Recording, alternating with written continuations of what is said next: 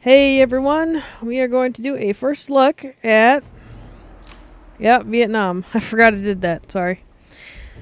As you know, you come into Bad Company 2 like this. The download was extremely quick. I was really impressed. They must have put a lot of that in the last update that was so long, and that's what took so long. And I think what this was just to activate it. So, you go into Vietnam.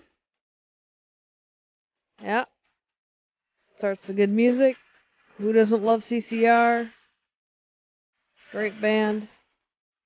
And there's something like 2 hours of 60s music, I think, in the game is what they stated, in the radios of the vehicles and that kind of stuff. Very cool. So you have, let's check out weapons and gadgets. Okay, here we have the weapons and gadgets. We have the M16 and the AK-47. Gives you a little bit of stats and details about them, and the stats is, of course, not right. I have a lot more kills than 2 with this gun, so the stats are still not working. M14. It's like the M1 Grand, but it's an automatic. I actually like this gun, but it does go through bullets rather quick. It's got a short clip, magazine, whatever you want to call it.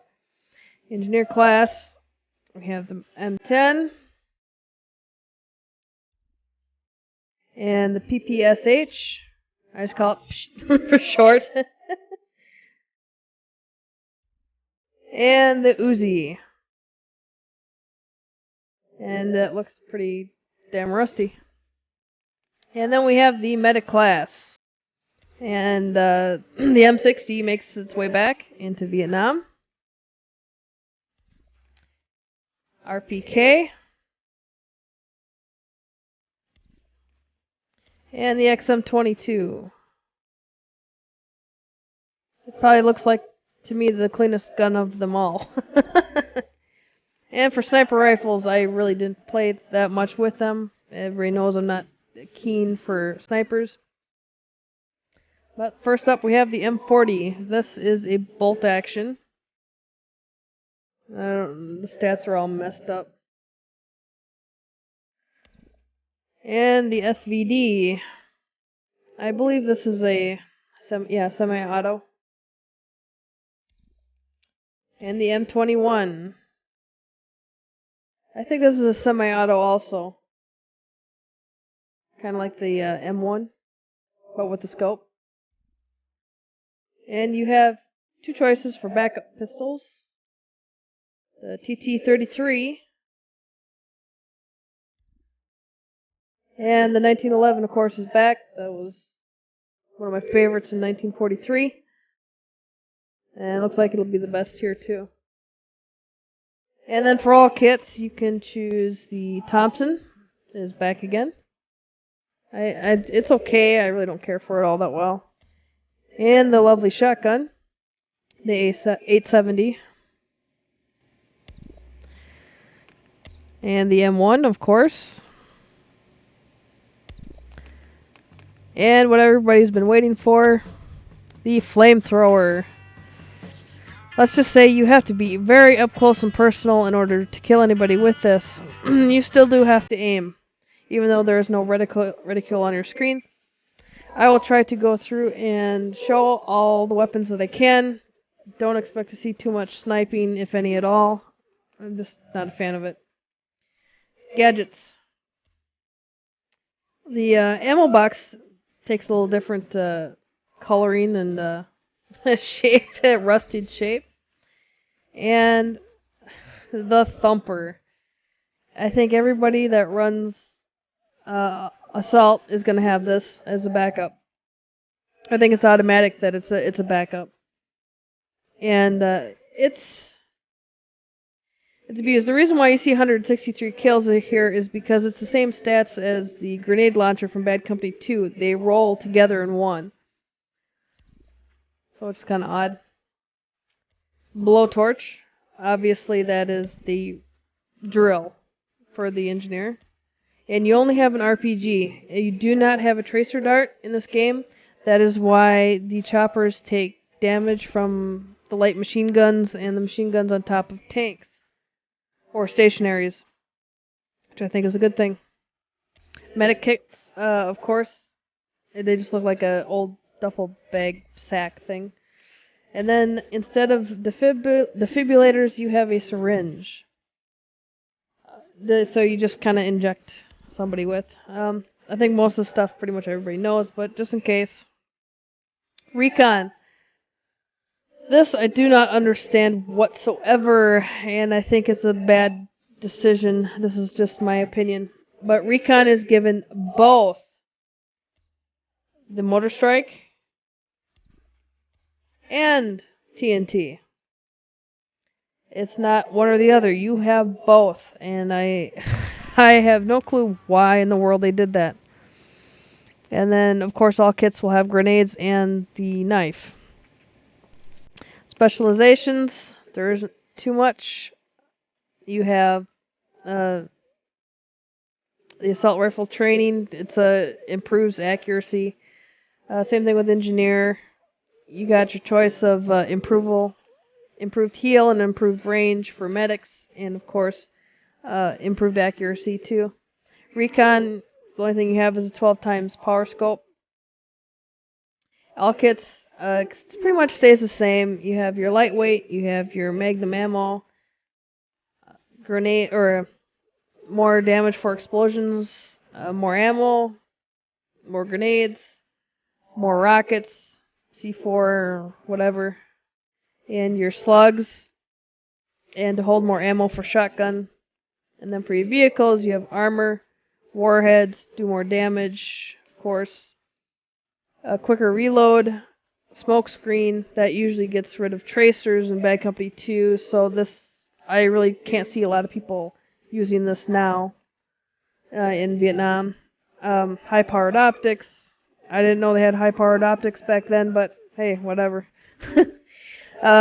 Alternate fire. If you have this on and you're in a tank, your alternate fire is a flamethrower off the tank.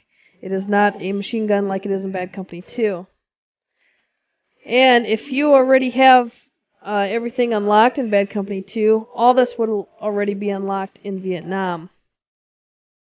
As you can see here. And Bad Company 2, if these guns and gadgets were already in Bad Company 2, as you can see here, the stats carry over into here, and vice versa. Whatever you get in Vietnam will carry over to your Bad Company 2.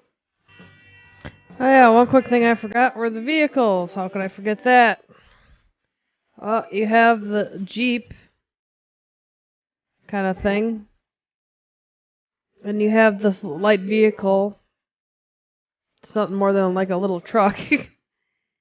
And another, it's kind of like the Jeep. It's just the, I think, Vietnamese version of it. And the M48 Patton heavy tank. And the T-54, another heavy tank. And the Huey. And that's the only choppers that are in the game. And the PBR. It's a boat with guns on the front and the back. And that's about it. So, very short and sweet. I think it's a great upgrade for DLC. They only have 4 maps right now. I'm assuming that they made 6. That's the kind of the rumor. They'll probably get 2 more later on. If you don't like the jungle maps in Bad Company 2, I really don't think you're going to like Vietnam. Because that's all it is. Constant jungle.